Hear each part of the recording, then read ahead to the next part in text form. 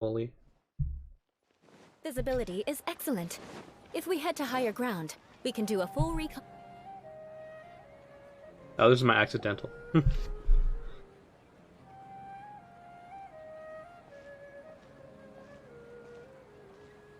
Ad Astra Abyssosque. We meet again, you two. Hi, Catherine. Do you have any commissions for us today? Commissions, huh? Let me think. Oh, how about this? Please attend the Academia's Academic Symposium this afternoon and recite a love poem on stage. Wait, say what now? Exactly. And if possible, please also use your camera to capture the reaction of the audience upon finishing the poem. Huh? What kind of commission is that? I see. It appears that you're not interested in this commission. In that case, please go to Port Ormos and convince the Eremites there to spend some time volunteering at the local orphanage. Hey, that's not any better. I'm sure the mercenaries will have some interesting reactions as well. Paimon's gotta ask, just who exactly has been submitting these commissions to the Adventurers Guild? Oh, the commissioner? Well, actually, I just wanted to see the two of you in action. Was it so obvious? I was hoping you would actually take one of those commissions. That kind of chance to observe humans doesn't come by often. Ah, so it's Nahida. Paimon just knew Catherine wouldn't crack those kinds of jokes. When did you get into her head? From when she said, Ad Astra Abyssosque. So it's been you this whole time? Are you done resting up, Nahida? Yes. I've been sleeping ever since we parted ways, and I even had a really, really long dream. It was another dream about the Sub-Zerus Festival, except it was a happy one. In my dream, I was sitting in the middle of a flower terrace, and everyone in Sumeru City was holding hands as they danced in circles around me. They danced round and round, and everyone looked really happy. I also got to sit on a gigantic flower carriage. Ferris, the Knight of Flowers, raised me really, really high above the ground, and I was throwing an endless amount of Yalda candies at the children. You know, Nahida, maybe your dream is how the Sub-Zerus Festival really should be. It's meant to be a joyous time where everyone gets together to celebrate your birthday. Huh? Wasn't I describing a really happy dream? Why are you both looking at me like that? Wait, could this be an example of the emotion known as pity? Yes. No, we aren't pitying you. That would only make everything worse. We just don't want you to feel too sad. By the way, have you had a chance to visit Dunyarzad? How's she doing? The Homiyanis haven't allowed any visitors after the festival, so we haven't been able to check on her. Yes, I paid her a visit right after I woke up. She was resting at the time. Her condition is stabilized. However, since Elazar is a manifestation of the withering on the human body, we can only cure it by finding a way to take care of Irminsul's own withering. But for the moment, our top focus should still be figuring out what the sages are up to and what they're planning. Right. Who knows what'll happen if they manage to pull off another scheme like the Samsara of the Sub-Zerus Festival. So our first priority should be investigating and putting a stop to the sages' activities. As for how we should pull that off, let's discuss it somewhere else. There are too many adventurers around here. The Adventurers Guild. Good point. Sorry, adventurers. We're gonna be borrowing Catherine for a little while.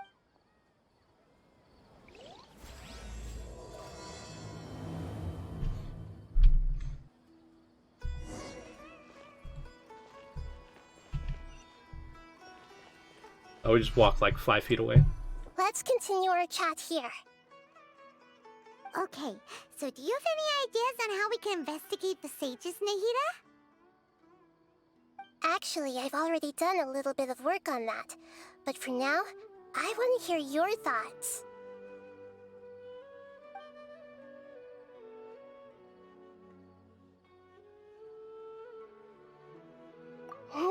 that's too risky. You mean it'd be too easy to get caught? No, it's not that. We shouldn't involve innocent students in this.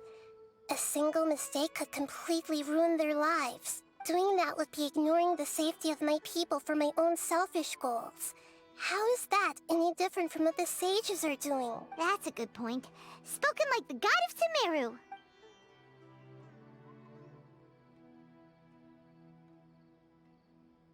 I've already tried that, but all the key members of the Academia, even the core 30 guards, intentionally avoid wearing their Akasha terminals. It seems that from the very beginning, they've been guarding against info leaks from the Akasha. Of course, it could also be because they're wary of me. Have you already caught the sage's attention? I'm guessing not yet.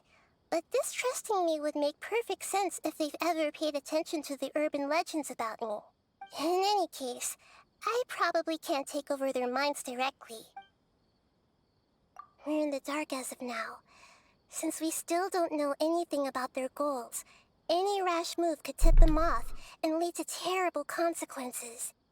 After all, every person in Sumeru City is one of their hostages. Are we really out of ideas?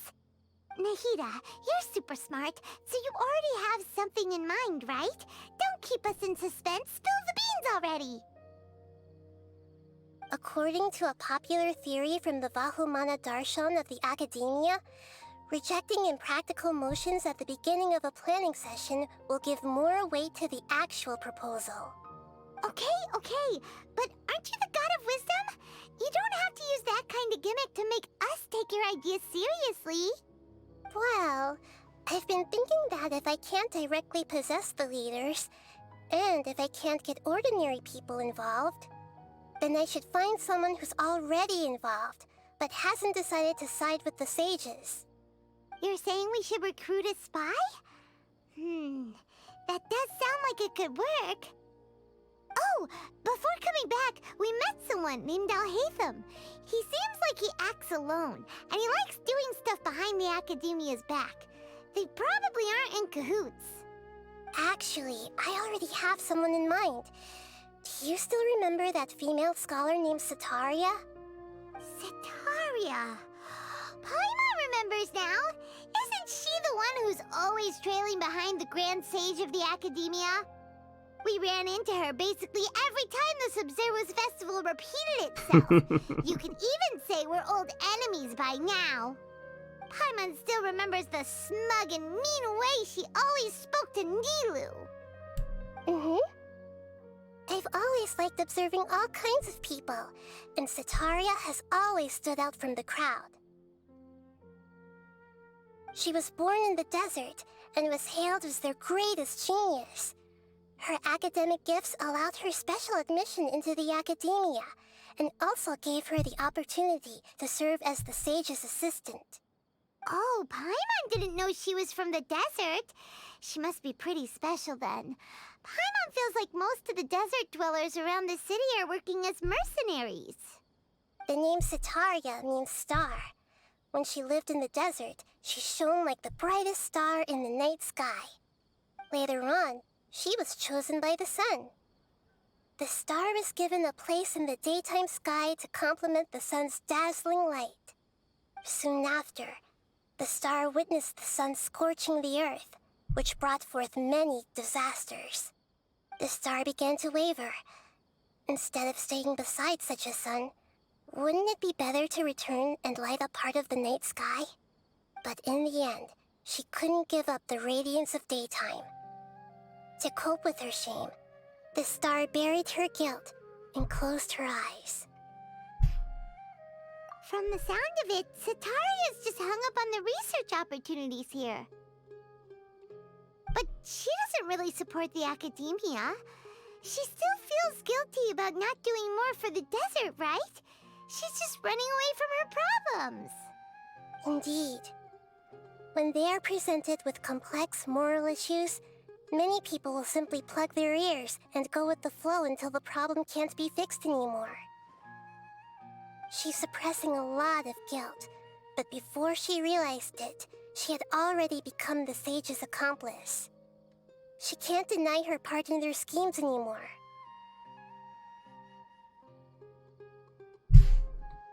Right.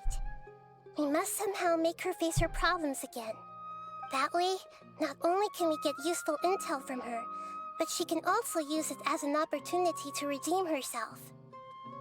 From my past observations, Setaria will take a day off from the academia every 10 days to do some shopping in the city. Tomorrow afternoon just happens to be a shopping day for her. That'll be our chance. To prepare, let's go check out some of her favorite spots, and have a quick chat with a few of the vendors there.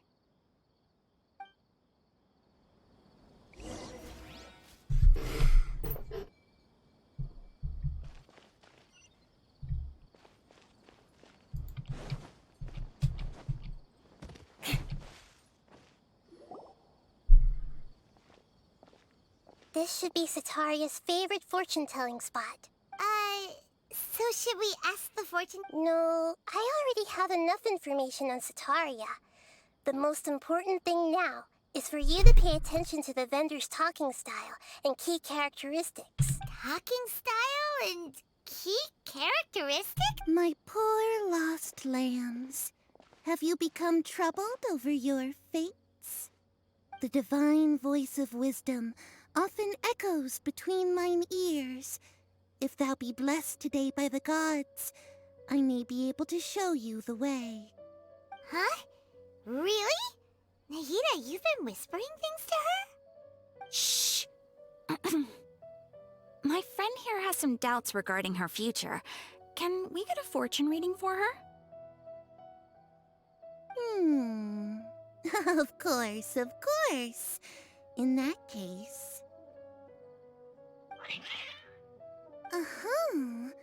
It would seem that Harut and Marut are quite wary of you.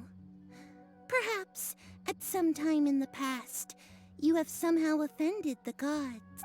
Only mocking the god of Animo, questioning the lord of Geo's financial savviness, and brawling with the god of Electro. Do those count? Oh, nothing. Go on, pick an aspect for her to divine. Health prospects. No problem at all.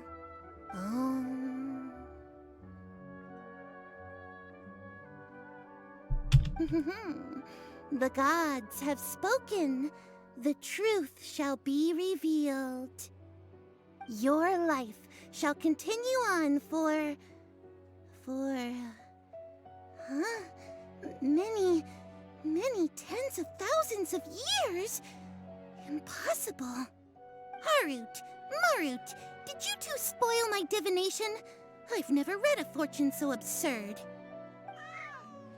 Actually, Paimon thinks this is probably the most accurate fortune-telling you've ever done. I admit that the orientation of today's celestial matrix is, suboptimal. As such, there will be no charge. Is that so? Well, that can't be helped. If you were to bring some food offerings for Harut and Marut on your next visit, perhaps they could help you reverse the wheels of fate.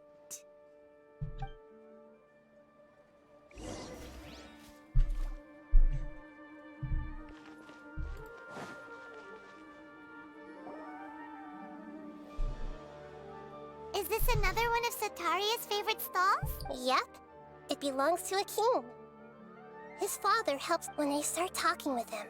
Listen carefully to the details of our conversation. Ah, dear customers. Would you like to look at some pottery? We caught wind of your great craftsmanship, so we specifically came to take a look. Oh, I recognize you.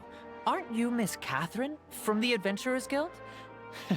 Sounds like I'm in for some big business. Speaking of, where did you learn this trade? I suppose you could say it all started with my dad. He's a mason by trade, but I picked up an interest in clay while apprenticing for him.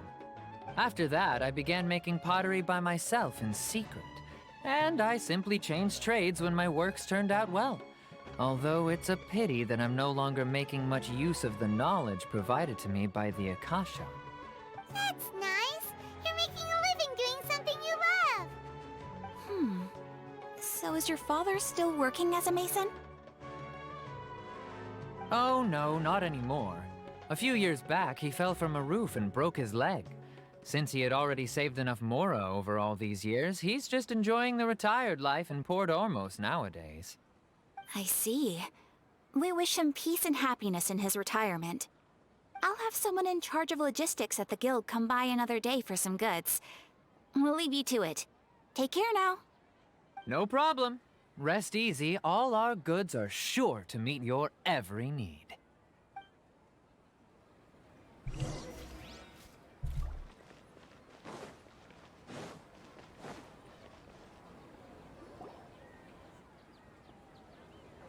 This should be our final stop. Sitaria's always thinking of this restaurant when she's working at the academia, so she always comes by whenever she's out in the city. Nahida, you've really thought of everything! It's my duty to protect Samaria's citizens, after all. Hi there. I feel like I've seen you down by the docks before. Huh? Sorry, I don't quite remember. If I recall, you were having a discussion with someone about shipbuilding at the time.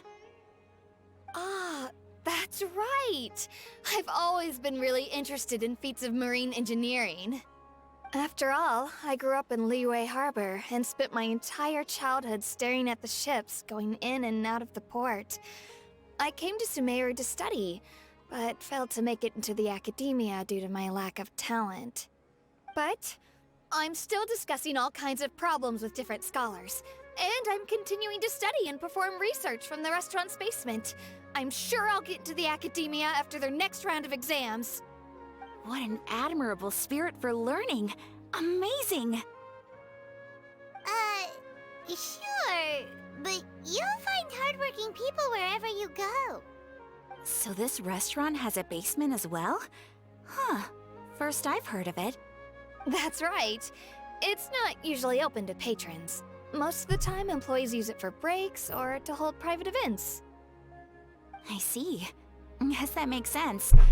Well, good luck with your studies, Miss Chishan. Thank you so much. As long as I can make it into the academia as an official student, I'll be happy.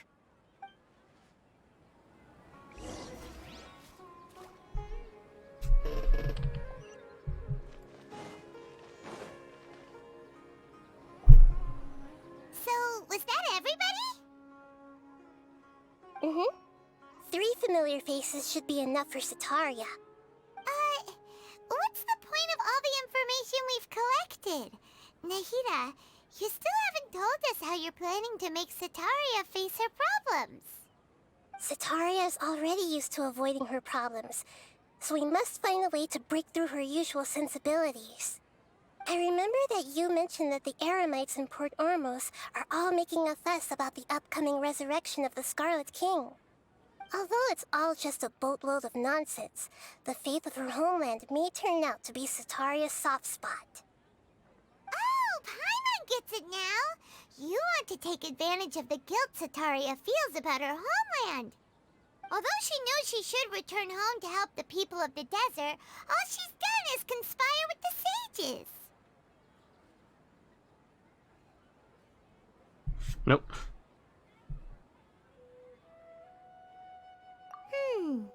So, how do we set that up? Well, the Scarlet King is long gone, and Sitaria is also too smart to fall for any simple tricks. If we simply engaged her under the guise of the Scarlet King's believers, she would definitely be wary of us, and we may not get anywhere. But if we were to borrow some of her close acquaintances to talk with her, her reaction would probably be very different. So, you mean you're going to possess those people we just talked to? Yep. Possess them through the Akasha. Imply that they've already converted to the faith of the Scarlet King.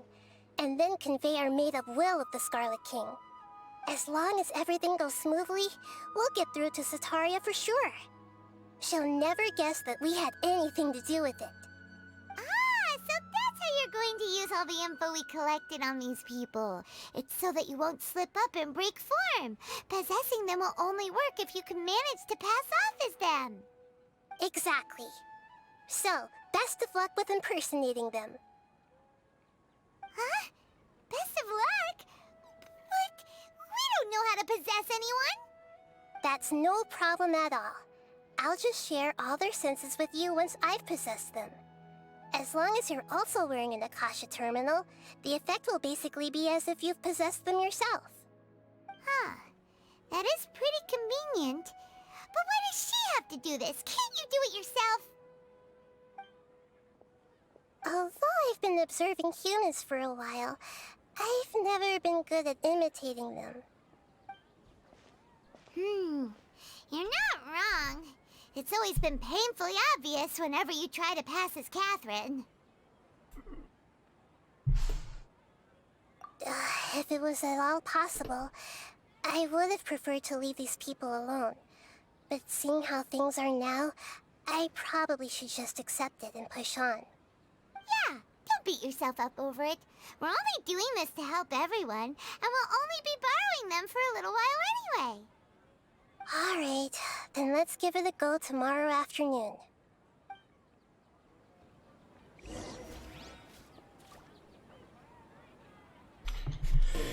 Okay. Give me back, Catherine. No?